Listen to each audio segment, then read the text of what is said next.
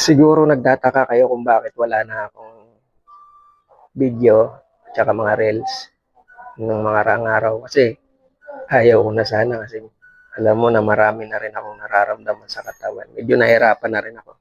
Nainganyo lang kasi ako dun sa mga gumagawa ng content lalo na yung mga nakakatawa. Gusto ko sanang gayahin. Kaso mahirap din palang gumawa ng content ng mga ganon. Kaya lang, merong nakapagsabi sa akin nakarang araw na ituloy ko lang daw, bawasan ko na lang daw yung sayaw-sayaw para hindi sumakit yung aking mga rayuma. At isa pa, meron ding nakapagsabi sa akin, naumpisahan ko na ituloy ko na lang daw, basta wala namang akong ginagawang masama. At saka, number 1 follower ko daw siya.